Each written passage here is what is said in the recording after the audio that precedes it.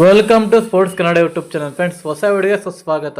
ಈ ಒಂದು ವಿಡಿಯೋದಲ್ಲಿ ಇಂಡಿಯಾ ವರ್ಸಸ್ ಇಂಗ್ಲೆಂಡ್ ಟೀಮ್ನ ಮೂರನೇ ವಿಡಿಯೋ ಸ್ಟಾರ್ಟ್ ಆಗ್ತಾ ಇದೆ. ಅದು ಅಹಮದಾಬಾದಲ್ಲಿ 1:15ಗೆ.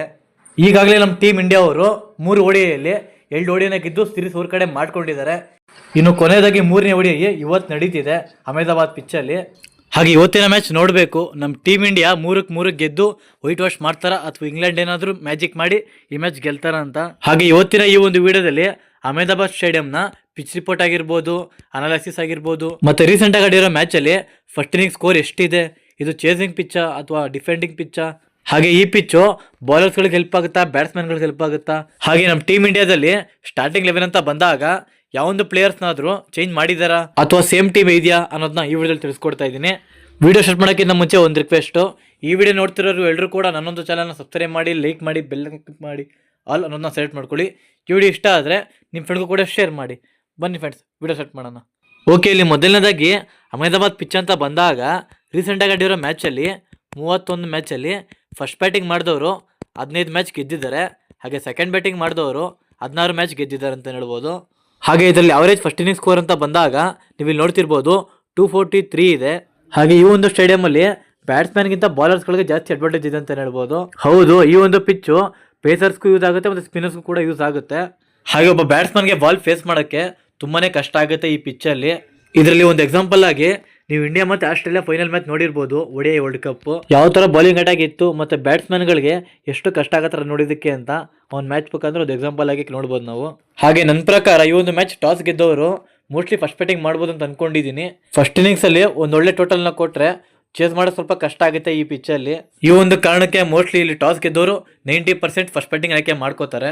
ಮತ್ತೆ ನೆಕ್ಸ್ಟ್ ನಮ್ಮ ಇಂಡಿಯಾ ಟೀಮ್ನ ಸ್ಟಾರ್ಟಿಂಗ್ 11 ಅಂತ ಬರೋದಾದ್ರೆ ಇದರಲ್ಲಿ ಕೆಲವೊಂದು ಚೇಂಜ್ ಆಗುತ್ತೆ ಅಂತ ಅನ್ಕೊಂಡಿದ್ದೀನಿ. ಯಾಕಂದ್ರೆ ಫಸ್ಟ್ ODI ಇಂಡಿಯಾ ಟೀಮ್ ಗೆದ್ದು ಸರಣಿ ವರ್ಷ ಮಾಡ್ಕೊಂಡಿದ್ದಾರೆ ಆಗ್ಲೇ. ಹಾಗೆ ಈ ಮ್ಯಾಚಲ್ಲಿ ಯಾವುದೇ ಥರದ ಪ್ರೆಷರ್ ಇರಲ್ಲ ಇಂಡಿಯಾ ಟೀಮ್ಗೆ, ಆರಾಮ್ಸಾಗಿ ಮ್ಯಾಚ್ ಆಡ್ತಾರೆ. ಆ ಒಂದು ಕಾರಣಕ್ಕೆ ಚೇಂಜ್ ಆಗ್ಬೋದು ಅಂತ ಅನ್ಕೊಂಡಿದ್ದೀನಿ.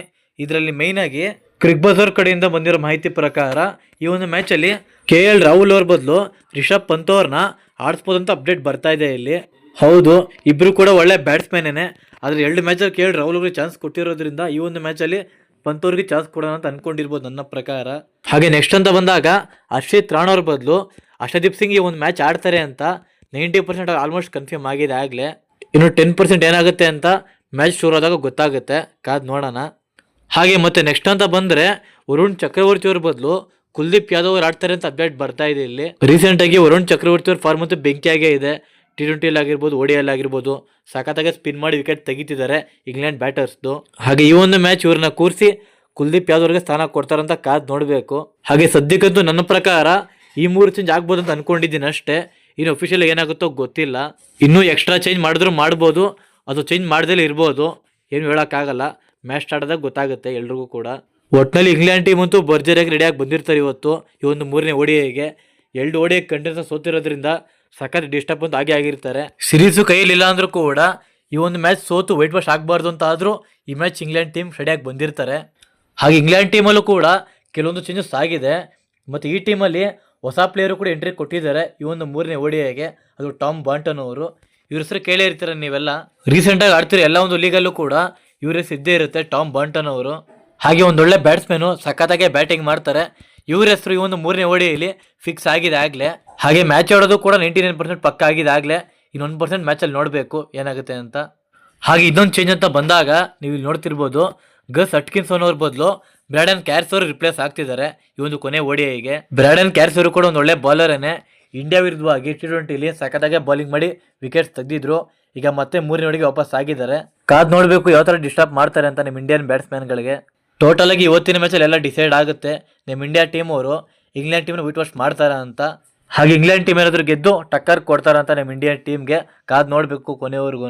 ಹಾಗೆ ಈ ಒಂದು ಮ್ಯಾಚ್ ಯಾರು ಗೆಲ್ಬೋದು ಅಂತ ನಿಮ್ಮ ಅನಿಸಿಕೆನ ಕಮೆಂಟ್ ಬಾಕ್ಸ್ ಮುಖಾಂತರ ತಿಳಿಸಿ. ಇಷ್ಟು ಹೇಳ್ತಾ ಈ ವಿಡಿಯೋನ ಮುಗಿಸ್ತಾ ಇದ್ದೀನಿ.